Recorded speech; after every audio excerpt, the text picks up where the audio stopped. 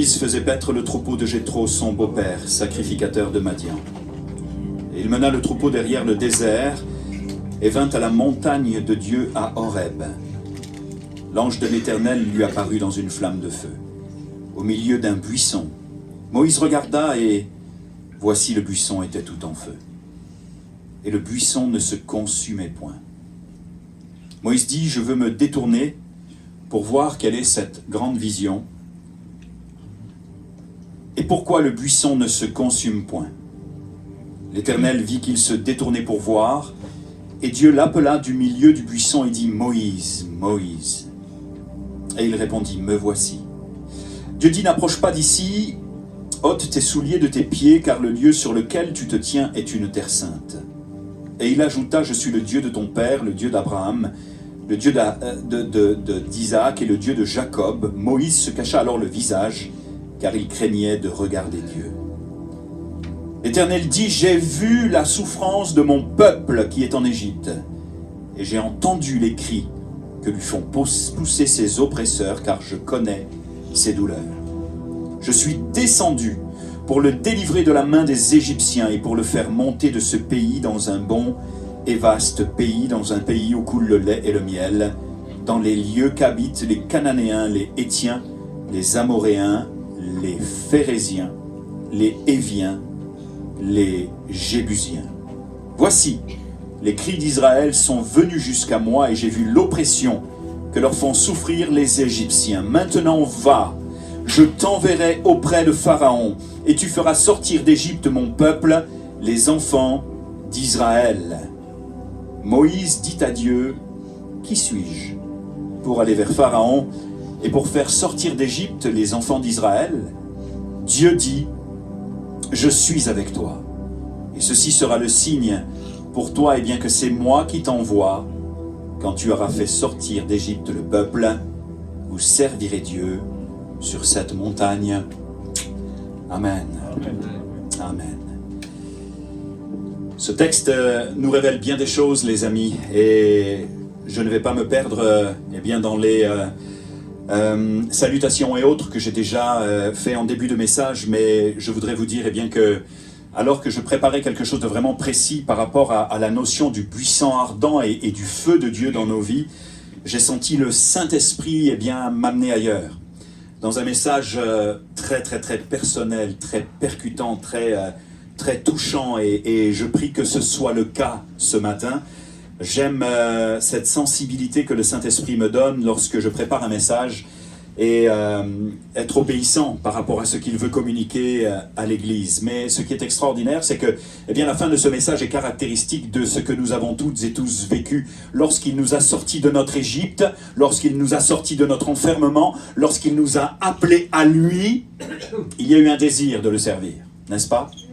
Un désir de nous mettre à sa disposition pour qu'il nous utilise. Mais c'est pas tout à fait ce que Moïse escomptait ou ce que Moïse imaginait. Et peut-être qu'il y a au milieu de nous des amis qui n'imaginent même pas servir Dieu.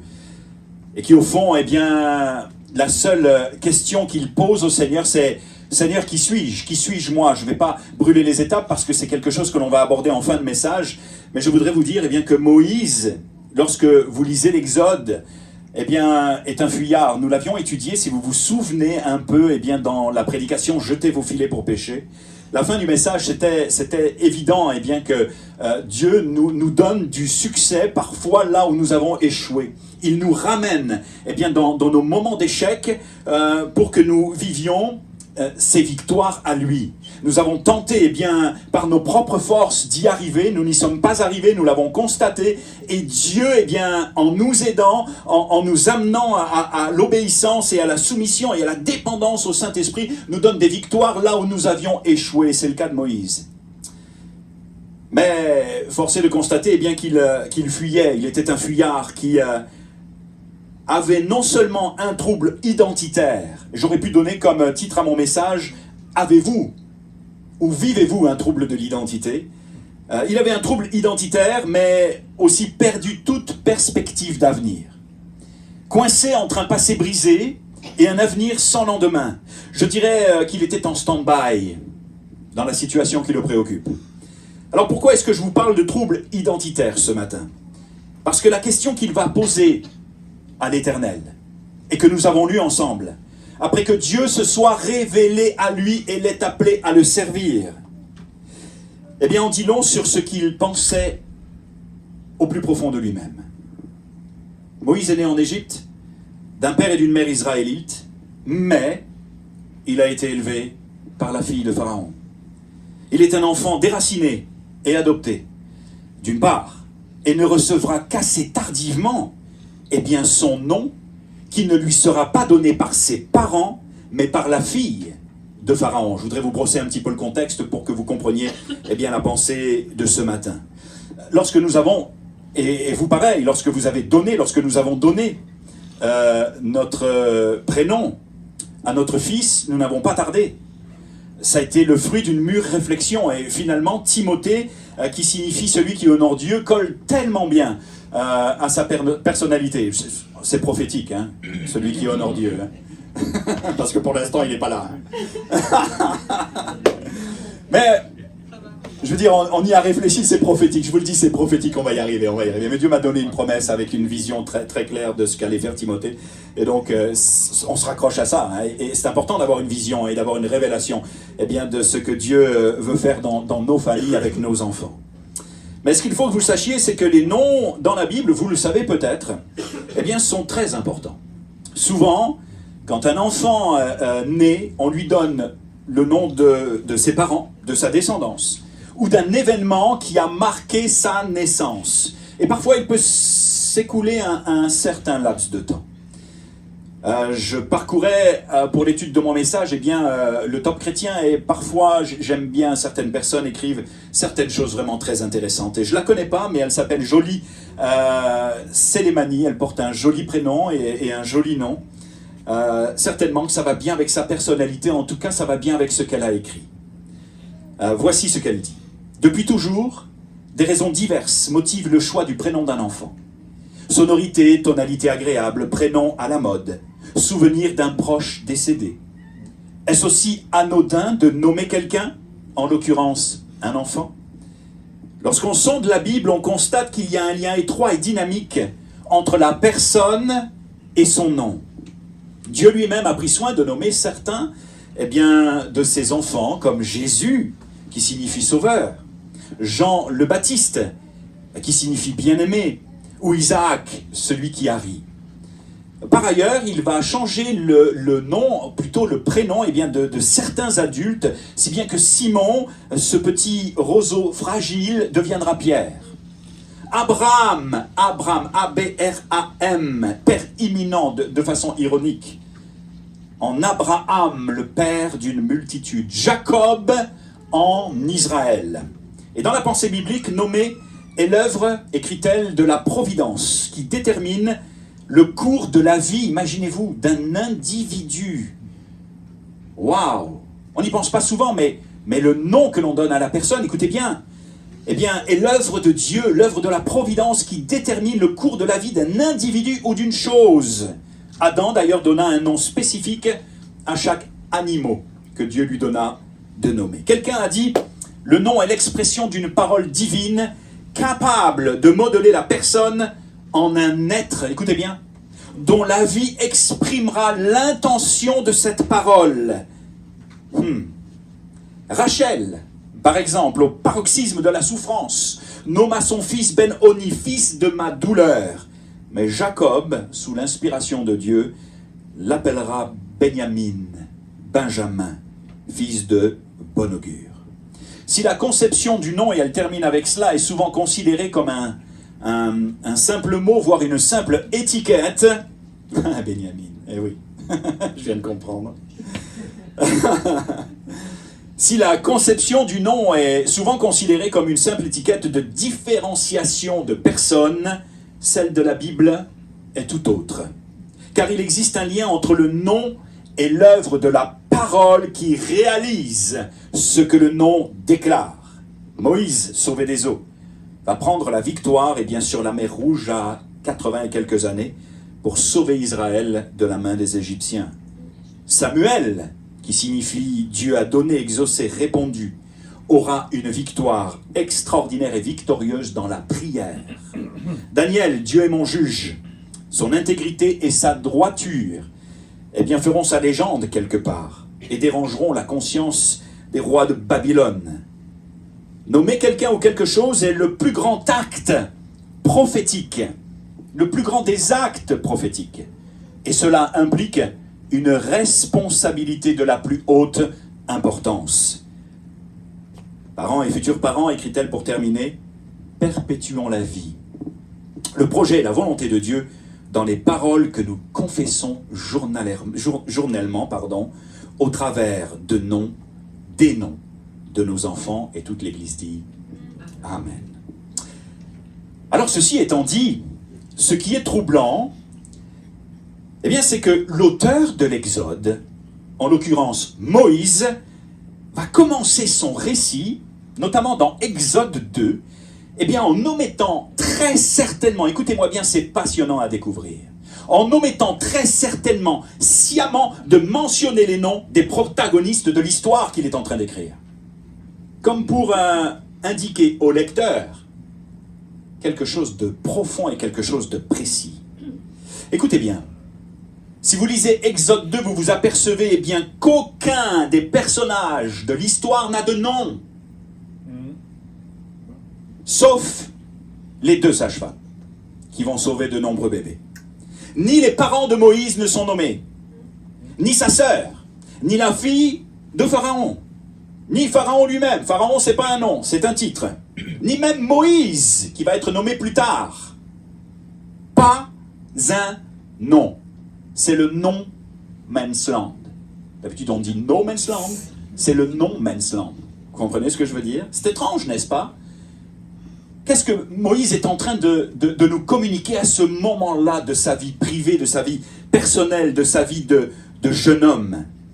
Pourtant, il occupe toute la place dans le récit, mais sans nom et, je dirais même, sans réelle identité. Si vous lisez Exode 1, c'est encore plus troublant. Eh bien parce que Exode 1 commence par une courte généalogie.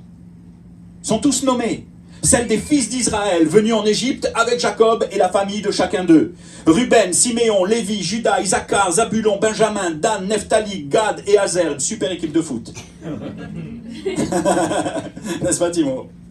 Mais en ce qui concerne la venue au monde de Moïse, c'est l'anonymat total.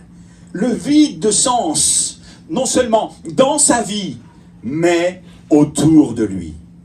Quelqu'un dira, si dans un mot fléché, on vous demande crise d'identité en 5 lettres, essayez Moïse.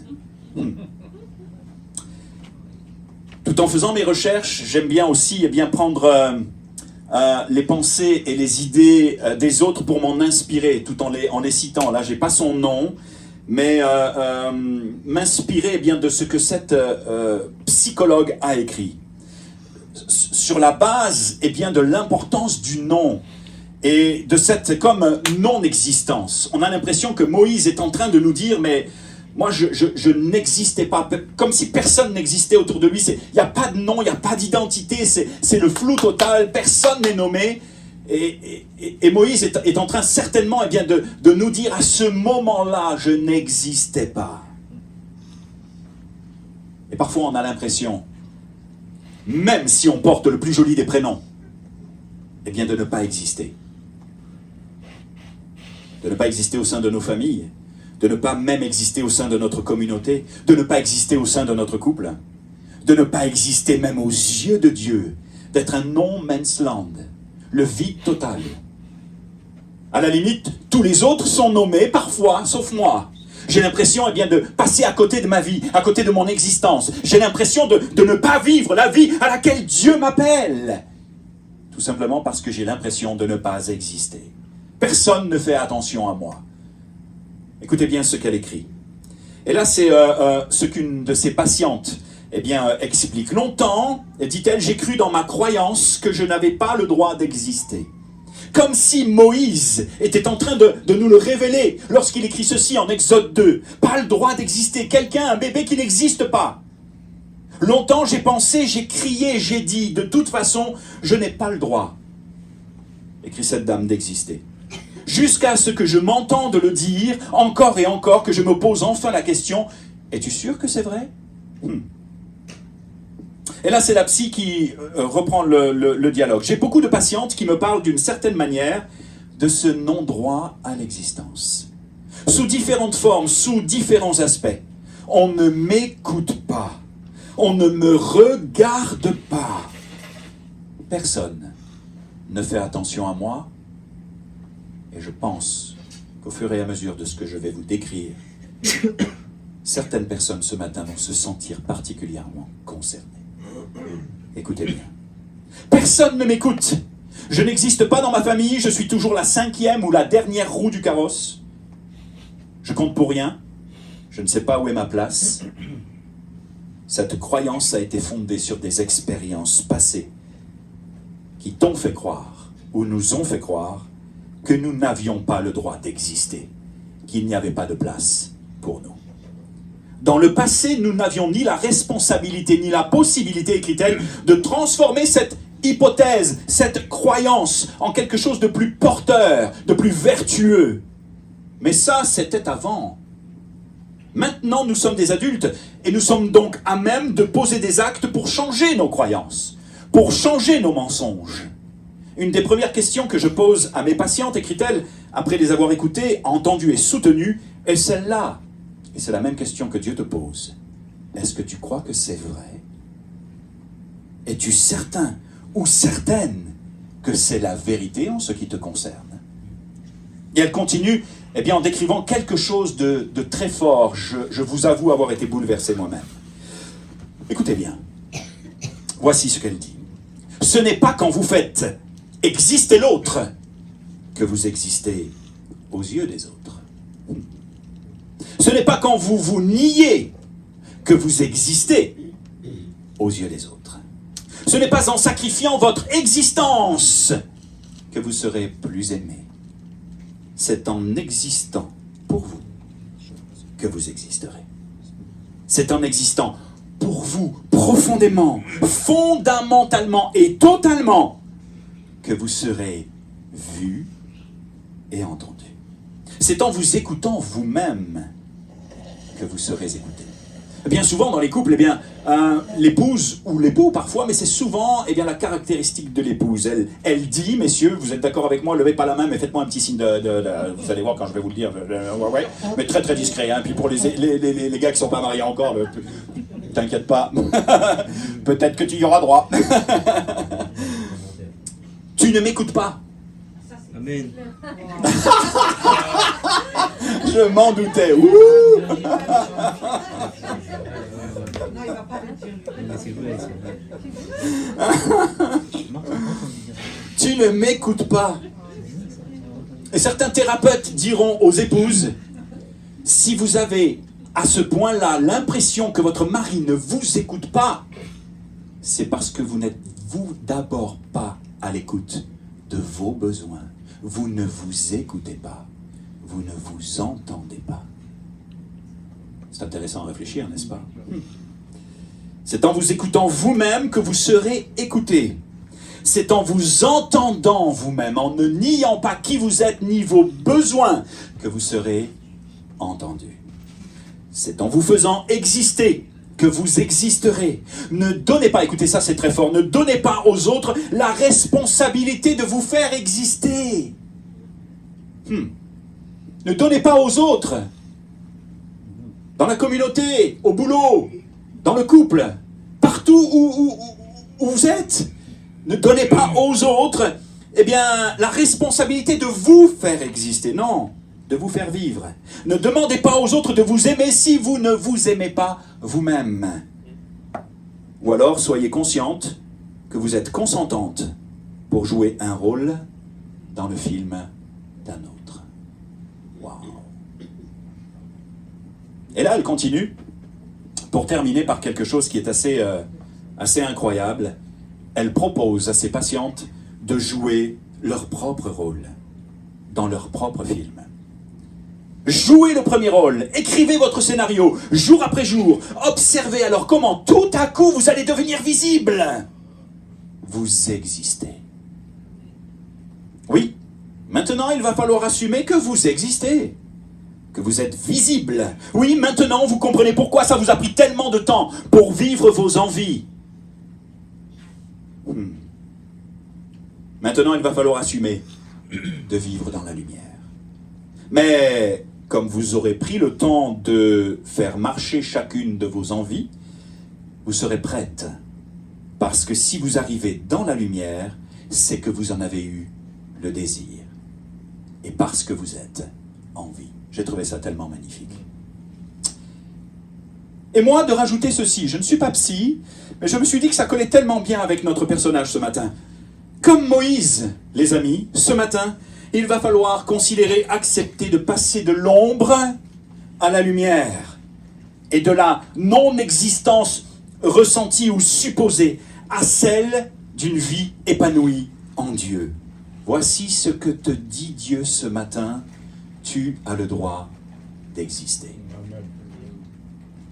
Tu as le droit de vivre, de te détacher de tes anciens schémas familiaux enfermants pour vivre libre en moi, dans le miroir, non pas ce que tu crois ni vois de toi, mais dans le miroir de mon amour.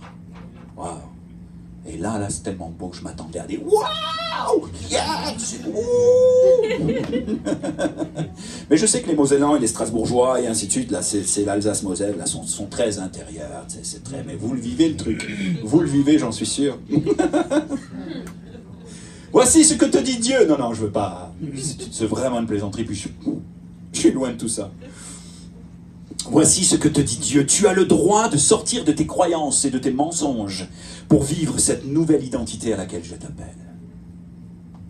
Tellement important parce que parfois nous vivons en deçà de ce que nous sommes vraiment en Jésus-Christ. Tu as le droit d'être et de devenir celle ou celui que je veux que tu sois. Tu as le droit d'être comblé de bonheur et de jouir de la vie en moi et par moi. Tu as le droit de jouer dans un nouveau film, celui dont je suis le réalisateur pour toi. Dans le scénario que j'ai taillé à ta mesure. Le scénario d'une nouvelle vie où tu ne vas plus nier tes besoins et où tu ne vas plus te nier et t'oublier toi-même au détriment des autres. Est-ce que ça parle à quelqu'un, ça, ce matin? Non. C'est un scénario où tu vas accepter de t'affirmer, non pas en écrasant les autres, mais avec amour et estime de toi en moi. Une nouvelle vie où tu ne vas plus dans le regard des autres pour être aimé, mais dans le mien. Où tu assumes de ne plus te cacher en vivant dans l'ombre d'un autre ou dans l'ombre des autres, ou d'un passé misérable qui te poursuit, mais dans l'ombre de ma gloire, dans l'ombre de ma paix, dans l'ombre de ma sécurité, dans l'ombre de mon réconfort, de ma sainteté et de ma bienveillance. Amen. Pour finalement vivre dans ma lumière une vie qui a du sens. Quelqu'un écrira ceci: dans la tristesse, dans la langueur, dans les souffrances de l'être intérieur, il est précieux d'entendre Dieu déclarer qu'il invite ses enfants à se réfugier tout près de lui, tel un oisillon à couvert sous les ailes de sa mère. Viens à ton Dieu sans plus tarder, âme en peine. Je trouvais ça tellement joli. Il te couvrira de ses plumes et tu trouveras un refuge sous ses ailes. Sa fidélité est un bouclier et une cuirasse.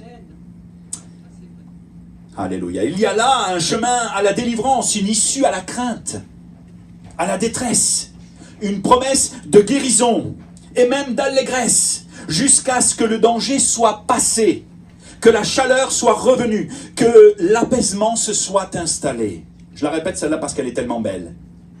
Il y a là un chemin à la délivrance, une issue à la crainte, à la détresse, une promesse de guérison et de restauration, quelles que soient les apparences. Et même d'allégresse jusqu'à ce que le danger soit passé, que la chaleur soit revenue, que l'apaisement se soit installé de nouveau et que le cœur s'ébatte à nouveau dans la joie du divin protecteur. Qu'est-ce que c'est beau! Dieu est ton secours. Nous lui sommes précieux. Nous lui appartenons, si bien que nous pouvons nous écrier comme le psalmiste dans le psaume 17:8, « Garde-moi comme la prunelle de l'œil, protège-moi à l'ombre. » Amen. À l'ombre de tes ailes. Enfin, tu as le droit de vivre libre. Tournez-vous auprès de la personne qui est juste à côté et dites-lui, tu as le droit de vivre libre. Mais oui. Libre de tes traumas. Mais oui. Libre de tes blessures. Libre de tout ce qui t'a rendu jusqu'à maintenant esclave. Libre de tes prisons intérieures, libre de tes passions destructrices, libre de tes préjugés, de tes raisonnements erronés et destructeurs, de tes étiquettes, celles que tu t'es collées ou que l'on t'a collées dès ta plus tendre enfance. Libre même de toi-même pour vivre la vraie liberté que je t'ai acquise, te dit Dieu, à la croix et à la résurrection, cette liberté à laquelle je t'appelle. Amen. Pourquoi ? Parce que si le Fils, te dit Dieu, si le Fils, selon Jean 8,36, vous affranchit, alors vous serez réellement libre. Voici ce que nous dit Ésaïe chapitre 43, verset 1, pendant que Marc vient me porter dans la fin de ce message. Ainsi parle l'Éternel, qui t'a créé, ô Jacob. Et là, vous pourriez très bien mettre votre prénom. Rappelle-moi ton prénom, s'il te plaît. Oui. Willy. Willy. Mathieu. Willy, Mathieu et... Vous pourriez mettre vos prénoms. Et bien sûr, là, dans ce que je suis en train de lire. Ainsi parle l'Éternel qui t'a créé Willy, qui t'a créé Eunice et ainsi de suite. Chacun mettre son prénom et s'approprier cette parole prophétique. Pour chacun. Parce que Dieu ne parle pas à l'ancienne génération, mais il parle aujourd'hui d'une manière claire à son peuple. C'est pour toi cette parole ce matin. Écoute bien. Maintenant je te parle, celui qui t'a créé, ô. Celui qui t'a formé, ô. Ne crains rien, car je te rachète. Je t'ai racheté, mais je te rachète encore ce matin. Je t'appelle par ton nom. Tu es à moi, tu as une identité, tu existes. Ça, c'est moi qui le rajoute. Si tu traverses les eaux, je serai avec toi. Et les fleuves, ils ne te submergeront point. Je pense que c'est une parole pour quelqu'un ce matin. Si tu marches dans le feu, tu ne te brûleras pas. Et la flamme ne t'embrasera pas. Car je suis l'Éternel, ton Dieu, le Saint d'Israël, ton Sauveur, et je donne l'Égypte pour ta rançon, l'Éthiopie et Saba à ta place. Tu as de la valeur, du prix à mes yeux. Parce que tu es honoré et que je t'aime. Je donne des hommes à ta place et des peuples pour ta vie. Ne crains rien. Est-ce qu'il y a quelqu'un qui est dans la crainte ce matin? Eh bien, voici ce que Dieu te dit. Ne crains rien. N'aie pas peur, car je suis avec toi. Je ramènerai de l'Orient ta race et je te rassemblerai de l'Occident. Bon, ça, je ne sais pas si ça concerne votre descendance, mais en tout cas, c'était pour Israël. En attendant, on peut se l'approprier aussi. Je dirai au septentrion, donne, et au midi, ne retiens point. Fais venir mes fils et mes filles des pays lointains, mes filles de l'extrémité de la terre, tous ceux qui s'appellent de mon nom, et que j'ai créé pour ma gloire, que j'ai formé et que j'ai fait.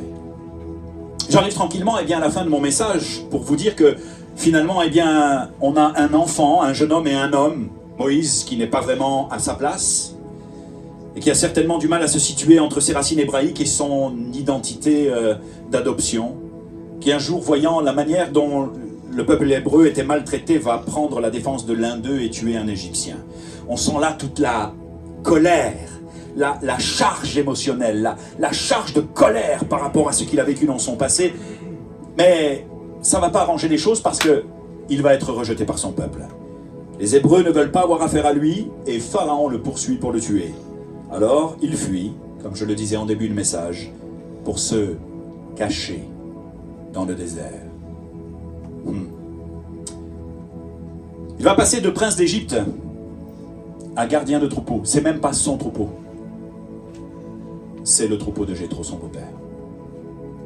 Et c'est là, écoutez bien, la beauté de la fin de ce message, qu'au gardien de ce troupeau, humilié, brisé, à cet homme en fuite et en colère que le désert aura suffi à calmer, eh bien que Dieu va se révéler au travers du buisson ardent.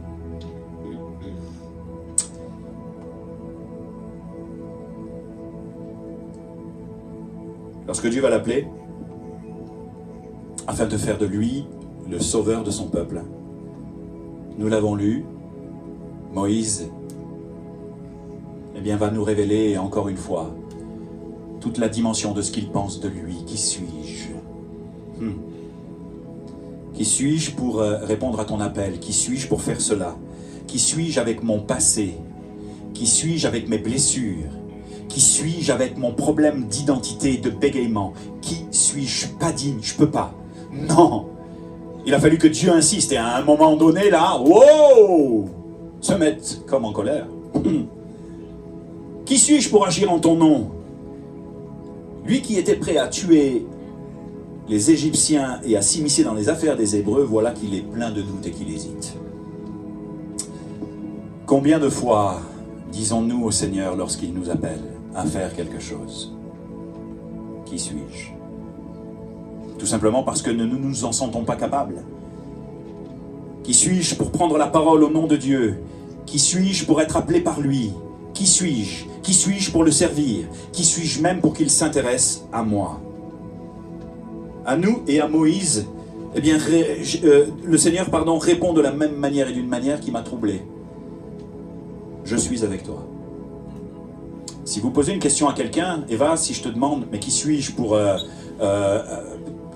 faire le métier d'infirmier? Tu sais, par exemple, je n'ai pas été formé, ainsi de suite, je veux dire, qui suis-je? Et toi, tu vas certainement pas me répondre, je suis. Non, tu vas me répondre, t'inquiète pas Philippe, ça va le faire. Qui suis-je pour être agent d'assurance? Je démarre un nouveau travail. Quelle belle manière peut-être de présenter ce que je vais faire là bientôt. Je rentre chez Monceau Assurance comme chargé de clientèle, conseiller en épargne, retraite et placement financier. J'ai jamais fait ça de ma life. Je vous le dis là, j'étais paumé la première journée avec avec la formation juridique et fiscale. J'ai cru mourir comme un chat éclaté par terre.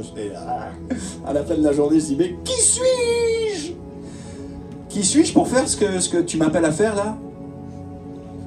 Le Seigneur m'a rassuré, hein, et heureusement que c'est lui qui m'ouvre les portes, parce que sinon je n'aurais jamais embarqué dans un truc pareil. Mais peut-être que tu te poses la même question, toi aussi, qui suis-je? Eh bien, le Seigneur ne va pas te rassurer en te disant « Oh, tu es super bonne personne, tu es capable, yes, wow, je crois en toi. » Non, non, non, non. Il va te répondre par « Je suis. Ne t'inquiète pas, je marche avec toi. Je suis et cela est suffisant. » Je vais vous expliquer pourquoi. Ce « je suis », c'est le même mot en hébreu que Dieu utilisera juste après quand Moïse va lui demander son nom. « Je suis celui qui suis. Je suis avec toi, Dieu est avec toi. » Et c'est ça qui va venir fonder, ancrer l'identité de Moïse et qui doit fonder et ancrer notre identité. Ce n'est pas dans la réponse que Dieu va nous accorder pour nous faire du bien, mais c'est dans son identité à lui que la nôtre prend un sens. C'est en Dieu qu'il nous est possible de découvrir qui nous sommes. C'est en Dieu qu'il va être possible pour toi de découvrir qui tu es vraiment. Qui tu es appelé à être. Et dans la suite du livre de l'Exode, Moïse découvrira qui il est appelé à être, en même temps qu'il apprend à connaître Dieu. Écoutez bien, c'est passionnant. Nous sommes ici face à quelque chose de très étrange au regard de la culture occidentale du 21e siècle. On nous dit aujourd'hui, pour savoir qui tu es, regarde en toi et trouve en toi la réponse. Ici, Dieu nous dit ce matin, pour savoir qui tu es, sortir du no-man's land, de l'incognito apparente dans ta vie, de ce manque d'existence. Regarde en dehors de toi. Regarde à moi. Regarde à Jésus-Christ. Car c'est en connaissant Jésus, je vous en parle souvent de cette connaissance, que tu te connaîtras, que tu auras une révélation de ton identité, de ta personne et de ce à quoi il t'appelle. C'est en te connaissant que tu connaîtras Dieu. Deux choses. C'est en le connaissant que tu te connaîtras, et c'est en te connaissant toi que tu connaîtras Dieu. Pourquoi?